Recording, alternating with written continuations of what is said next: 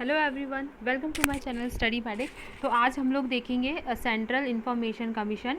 क्या central information commission CIC का जो गठन है वो एक एक्ट के तहत हुआ है, राइट टू इंफॉर्मेशन एक्ट 2005 के तहत। 2005 के तहत सेक्शन 12 के अंतर्गत 12 अक्टूबर 2005 को केंद्र के द्वारा क्या हुआ, सेंट्रल इंफॉर्मेशन कमीशन का गठन हुआ है। ये जो है इसकी जो नोडल मिनिस्ट्री है वो मिनिस्ट्री ऑफ पर्सनल के अंतर्गत आता है। इसका हेडक्वार्टर कहाँ है? इसका हेडक्वार्टर जो है वो दिल्ली में है। ठीक है, इसलिए क्या है, एक स्टैट्यूटरी बॉडी है क्योंकि ये एक्ट के तहत बना है। इसके जो पहले जो अध्यक्ष रहे वो कौन रहे? वजाहत हबीदुल्ला। इसके पहले अध्यक्ष रहे हैं वजाहत हबीदुल्ला। और जो प्रेजेंट में कौन है? वाई.के. सिन्हा। और एकमात्र महिला जो रही है सीआईसी कमिश्नर जो रही हैं दीपक संधू, जो पहली महिला थी। ठीक है, तो हमने क्या क्या देखा? 12 अक्टूबर 2005 को राइट आरटीआई एक्ट के तहत 2005 को क्या हुआ है, सेंट्रल के द्वारा सीआईसी का गठन हुआ है सेक्शन 12 के अंतर्गत। इसके प्रेजेंट कौन है? चेयरमैन वाई.के. सिन्हा। फर्स्ट कौन थे? वजाहत हबीदुल्ला। और हेडक्वार्टर्स का कहाँ है? इसका हेडक्वार्टर दिल्ली में है। ठीक है, नेक्स्ट देखते हैं, अब इसकी हिस्ट्री देखते हैं, इसका बैकग्राउंड देखेंगे। अगर हम इसका बैकग्राउंड देखें तो 1776 में आरटीआई लागू करने वाला देश पहला कौन सा था? स्वीडन। 1997 में इंडिया में ना लागू हो गया, सबसे पहले इसको राज्य में लागू किया गया, जैसे तमिलनाडु और गोवा में पहला आरटीआई लागू हुआ, राइट टू इन्फॉर्मेशन।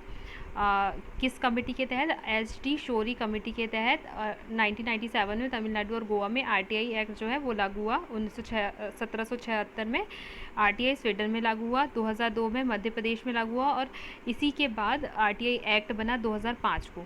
ठीक है, ये केंद्र के अंतर्गत आ जाता है हमारा सेक्शन 12 और हमारा सेक्शन 21 जो आता है वो स्टेट के अंतर्गत आता है। ठीक है, नेक्स्ट देखते हैं।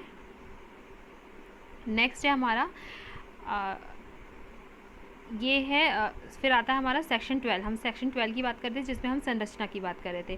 तो संरचना में हम देखें, अगर हम संरचना में देखें तो संरचना में सेक्शन 12(2) के अंतर्गत एक चीफ इंफॉर्मेशन कमिश्नर है और इसमें कम से कम ज़्यादा से ज़्यादा 10 जो मेंबर हैं वो रह सकते हैं। ठीक है, 12(2) में इसका क्या है, अपॉइंटमेंट है जो प्रेसिडेंट के द्वारा किया जाएगा सिलेक्शन कमेटी के जो रिकमेंडेशन पर। और ये सिलेक्शन कमेटी के सदस्य कौन कौन होंगे? ये होंगे प्रधानमंत्री, leader of opposition in Lok Sabha, और जो भी प्राइम मिनिस्टर्स को जो भी नॉमिनेट करेगा यूनियन कैबिनेट मिनिस्टर को, वो सिलेक्शन कमेटी के क्या होंगे? सदस्य होंगे। 12(7) में इसका क्या दिया है? 12(7) में इसका हेडक्वार्टर दिया हुआ है।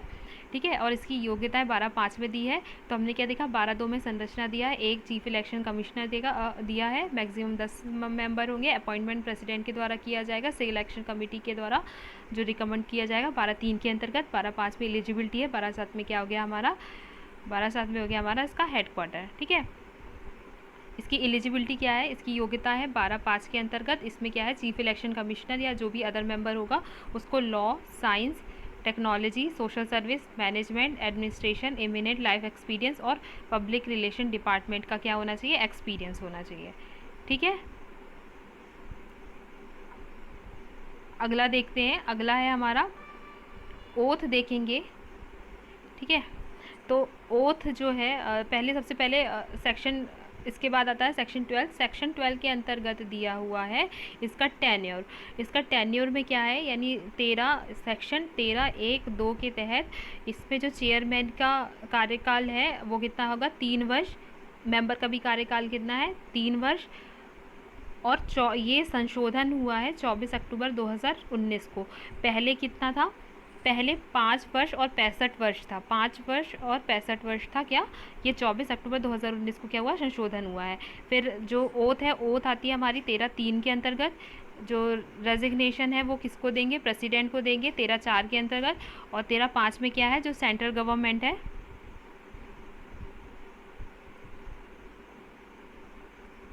ठीक है, तो जो 13(5) में क्या है, इसकी सैलरी का निर्धारित किया है। ये भी संशोधन हुआ है, जो सेंट्रल गवर्नमेंट के द्वारा इसको सैलरी दी जाएगी। तो ये भी 24 अक्टूबर 2019 को संशोधन हुआ है। चेयरमैन की जो है 2.5 लाख है और 2,25,000 किसकी है? मेंबर की होगी। और सेक्शन 6 में क्या हो गया, सेक्शन 6 में है कि सेंट्रल गवर्नमेंट कोई भी एम्प्लॉयज़ चाहे तो ला सकता है, ठीक है। 13(1)(2) के अंतर्गत हमने क्या देखा, टेन्योर देखा। ओथ 13(3) के अंतर्गत देखा, ठीक है। फिर 13(4) में हमने रेजिग्नेशन देखा, और 13(5) में क्या हो गया हमारा, सैलरी देखा। और 13(6) में कोई भी एम्प्लॉय सेंट्रल गवर्नमेंट नियुक्त कर सकता है। नेक्स्ट है, अब हम देखते हैं स्टेट का। अब देखते हैं स्टेट के क्या जो स्टेट इंफॉर्मेशन कमीशन देखेंगे तो ये सेक्शन 15 के अंतर्गत आएगा, जिसमें एक चेयरमैन होगा और मैक्सिमम इसमें भी 10 मेंबर हो सकते हैं, on the recommendation of selection committee president. इसके अंतर्गत सिलेक्शन कमेटी में कौन कौन होगा, तो ये भी किसके द्वारा नियुक्ति होगी, ये प्रेसिडेंट के द्वारा नियुक्ति होगी चेयरमैन की और मेंबर की, on the recommendation of selection committee. उसमें जो सिलेक्शन कमेटी के मेंबर कौन रहेंगे, सीएम, लीडर ऑफ अपोजिशन और कैबिनेट मिनिस्टर बाय जो भी कैबिनेट मिनिस्टर जो सीएम के द्वारा नियुक्त किए जाएंगे। इसकी सैलरी कितनी होगी, दोनों की, चेयरमैन की और मेंबर की, जो 2,25,000 होगी। इसको रेजिग्नेशन किसको देना है, गवर्नर को। रिमूव भी कौन करेगा, गवर्नर करेगा। और जो बस हाँ जो हमारा नियुक्ति है वो कौन करेगा, प्रेसिडेंट करेगा, on the recommendation of selection committee. ये 3 साल का टेन्योर है सेंट्रल के द्वारा, और इसके पहले जो अध्यक्ष रहे वो रहे TN श्रीवास्तव। एक और चीज़ है कि इसकी रिपोर्ट भी और रूल्स भी कौन बनाएगा, ये बनाएगा प्रेसिडेंट के अंतर्गत आएगा, ठीक है। इसके पहले जो चेयरमैन रहे वो TN श्रीवास्तव रहे हैं, और वर्तमान में कौन है, अरविंद शुक्ला है।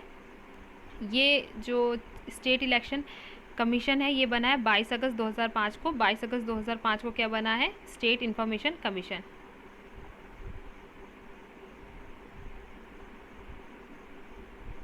ठीक है।